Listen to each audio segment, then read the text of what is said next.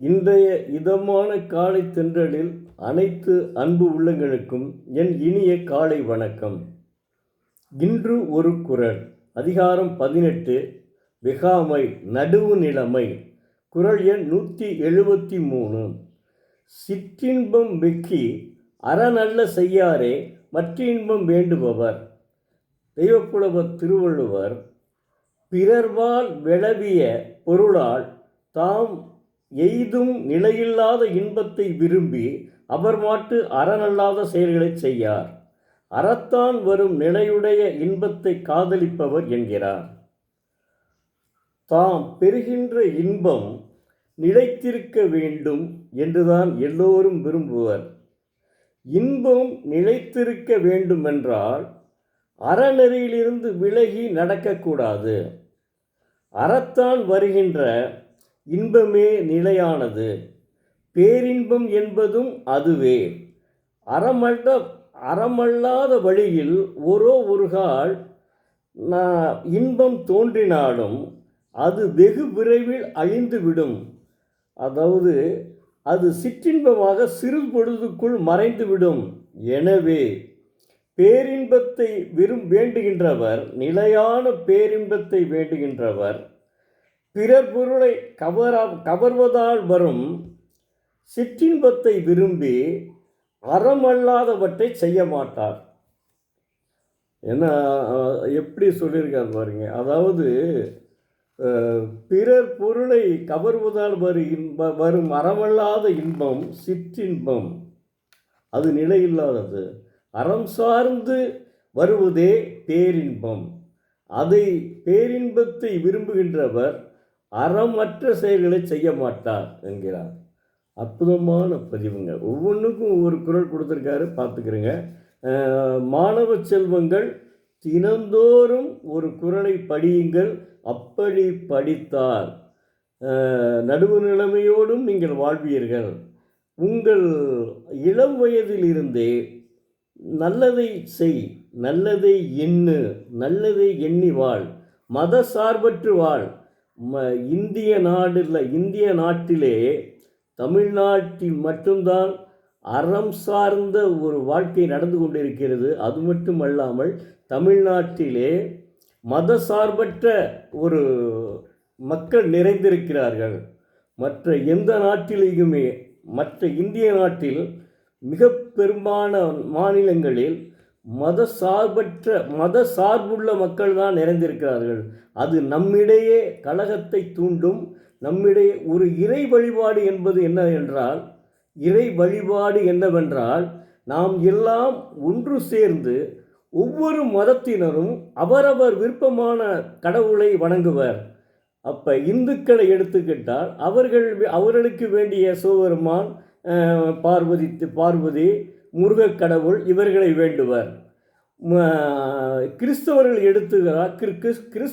எடுத்துக்கொண்டால் இயேசு கிறிஸ்துவை வழங்குவர். இயேசு கிறிஸ்து சொன்னதை தான் தெய்வப்புலவரும் சொல்கிறார். இயேசு கிறிஸ்தர் என்ன சொல்கிறாரு? ஒரு கன்னத்தை அறைந்தால் மறு கன்னத்தை நீ திருப்பி கொடு அப்படின்னு சொல்கிறார். அது இந்த காலத்தில் நடக்காதுங்க. நான் இந்த திருக்குறளில் பேசையிலேயே பல பேர் என்னை கேள்வி கேட்குறாங்க. எப்படி கேட்குறாங்கன்னா, நடுவு நிலைமையா சார், நடுநிலைமையா சார்? அப்புறம் ஒவ்வொரு வார்த்தையாக சொல்லிட்டு வர்றான். அதாவது அது எதுனாலும் எனக்கு தெரியல. அதாவது இந்த திருக்குறள் மத சார்பற்றுக்கு அற்ற நூலுங்க, மத சார்பு இல்லாத நூலுங்க. வீரமாமுனிவர் ஒரு கிறிஸ்டினுங்க. அவர் கிறிஸ்துவ மதத்தை பரப்புவதற்காக இங்கு வந்தார். ஆனால் அவர் கிறிஸ்துவ மதத்தை பரப்பும் எண்ணத்தையே கைவிட்டு திருக்குறளை படித்தவுடன் அவர் பேசாமல் அங்கு போய் திருக்குறளை பரப்ப ஆரம்பித்து விட்டார். அப்படி இருக்கக்கூடிய நாட்டிலே டாக்டர் ஆப்பாஜே அப்துல் கலாம் அவர்கள் திருக்குறளை விரும்பி படிப்பாருங்க. அவருடைய புத்தகத்தை எடுத்துக்கொண்டால் திருக்குறள் ஒரு 4-5 குறளாவது வராமல் இருக்காதுங்க. அந்த அளவுக்கு டாக்டர் ஆப்பாஜே அப்துல் கலாம் என்னமோ தெரியல, மண்ணினுடைய மைந்தர்னு நினைக்கிறேன். நான் பெரும்பாலும் என்ன சொல்வாருங்க, அதாவது யாவரும் ஊரே யாதும் ஊரே யாவரும் கேளீர் என்று கணித பூங்குன்றனார் சிவகங்கைக்கு அருகில் சொன்னார்னு சொல்லுவாங்க. என்ன இருந்தாலும் மண்ணிற்குன்னு ஒரு தனி மகிமை உண்டுங்க.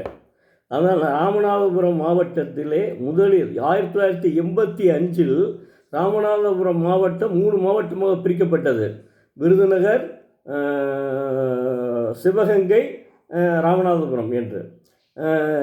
ஆனால் அதற்கு முன்னாடி மக்கள் எப்படி இருந்தாங்கன்னா, ராமநாதபுரம் மாவட்டத்தை சேர்ந்தவர்களாகத்தான் இருந்தார்கள்.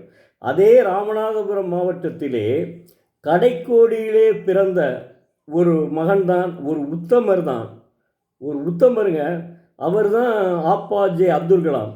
தன்னுடைய படிப்பில் அவர் இப்படி படிப்பும் நினைக்கல, நிறைய படிச்சுட்டார். இதில் அந்த கல்லூரியில் சேர வேண்டிய சூழ்நிலை ஏற்பட்டுச்சு. அது ஸ்காலர்ஷிப்லாம் உண்டு. ஆகா, இப்படி ஆச்சு, என்ன செய்கிறது, அப்பாவிட்ட பணம் இல்லைன்னு கேட்குறாரு. உடனே என்ன செய்கிறாங்க, அவருடைய அக்கா தன்னுடைய நகையை அடகு வைத்து பணம் கட்டுகிறார்கள். அப்படி படித்து இந்த மண்ணில் வாழ்ந்தவருங்க.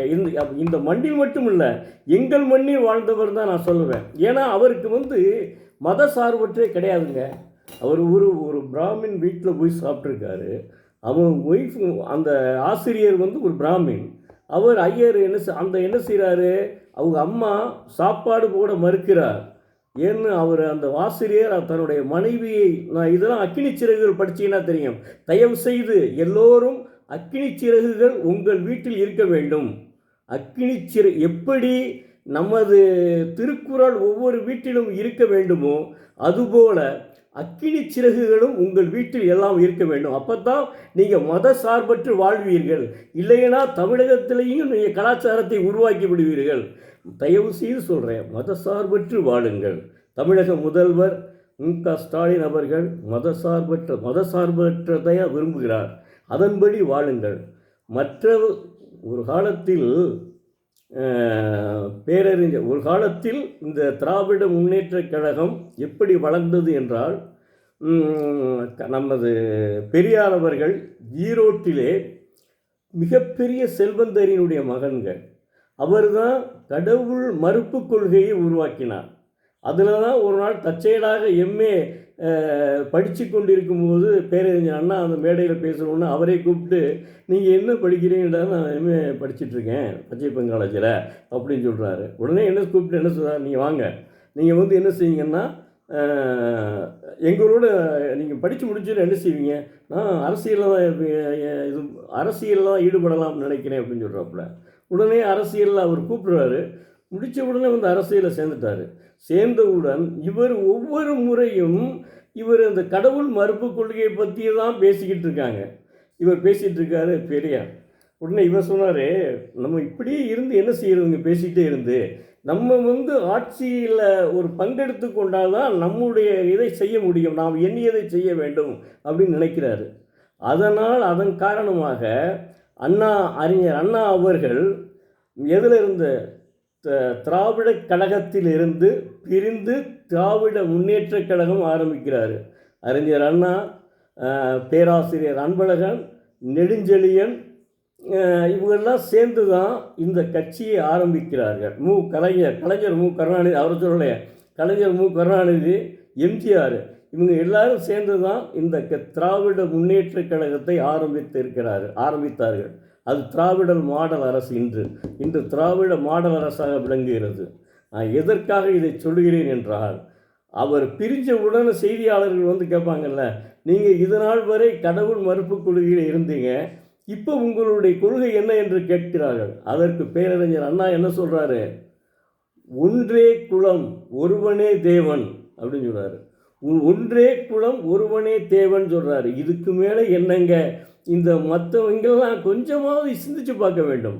ஒருவன் திராவிட முன்னேற்ற கழகத்தில் இருந்தால் அவன் எத்தகையவனாக இருப்பான் என்ற கடவுள் மறுப்பு கொள்கையோடு இப்போ இல்லை.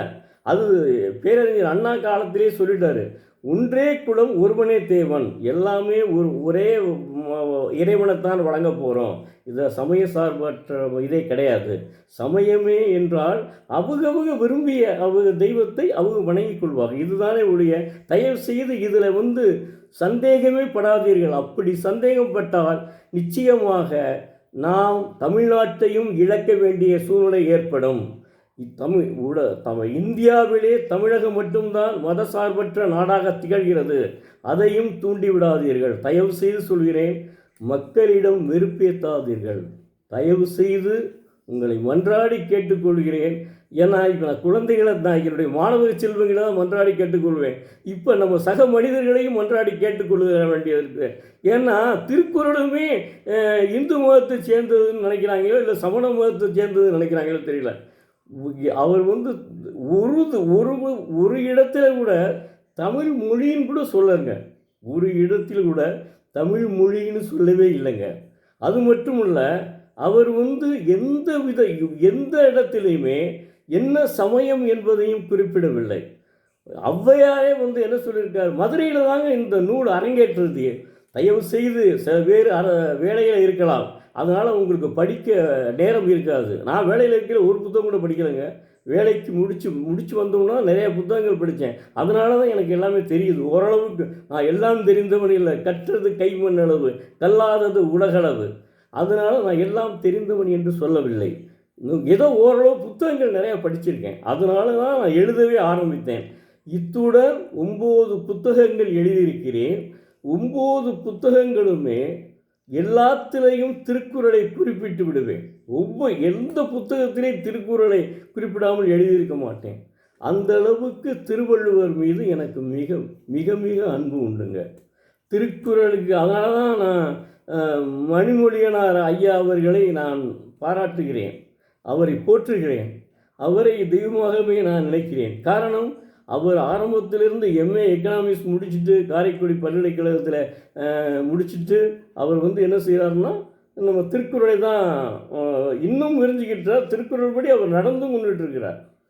அந்த மாதிரி மனிதர்கள் இருக்க வேண்டும்ங்க. தயவு செய்து திருக்குறளை புறக்கணிக்காதீர்கள். தயவு செய்து சொல்கிறேன், திருக்குறளை புறக்கணிக்காதீர்கள். உங்கள் வீடுகளில் ஒரு திருக்குறளையும் வையுங்கள். புத்தகத்தை வைத்து நீங்கள் வாழுங்கள். நீங்கள் அதாவது கடவுள் இல்லாதவராக கூட இருக்கலாம், கடவுள் மறுப்பு கொள்கையில் கூட நீங்கள் இருக்கலாம். ஆனாலும் ஏன்னா நம்முடைய கவிப்பேரரசு வைரமுத்து கடவுள் மறுப்பு கொள்கையில் உள்ளவர் தாங்க. அவர் என்ன சொல்லியிருக்காருன்னா, தன்னுடைய மார்பில் திருக்குறளை வைத்து புதைக்க வேண்டும் என்று உயிர் எழுதி வைத்து விட்டார். அப்போ எந்த அளவுக்கு இதன் மேல் ஒரு பற்று இருக்கிறது என்பதை பார்த்து கொள்ளுங்கள். இதையெல்லாம் திருந்திக் கொள்ளுங்கள். தயவு செய்து கொஞ்சம் திருந்துங்கள், மக்கள் திருந்துங்கள். எல்லாரும் அப்படி இல்லை, ஒரு சில பேர் இன்னும் அந்த குறுகிய மனப்பான்மையிலே இருக்காங்க. தயவு செய்து குறுகிய மனப்பான்மையை விட்டு விடுங்கள், நல்ல மனப்பான்மையில் இருங்கள். நிறைந்த மனத்தோடு நம் தமிழக மக்கள் அனைவரும் நன்றாக வாழ வேண்டும் என்பதே என்னுடைய எண்ணம். அப்படி இருங்கள். தயவுசெய்து குறுகிய எண்ணம் இருக்காதீர்கள். நன்றி. மாணவ செல்வங்களே, நீங்களும் தினந்தோறும் ஒரு குறளை படிங்கள். நீங்கள் எந்த மதத்தை சேர்ந்தவர்கள் என்று நமக்கு இது தேவையில்லை அப்படின்னு நினைக்காதீங்க. எல்லா மதத்திற்கும் பொதுவான நூல் தான் திருக்குறள். பேரறிஞர் அண்ணாவை நினைத்துக்கோங்கள்.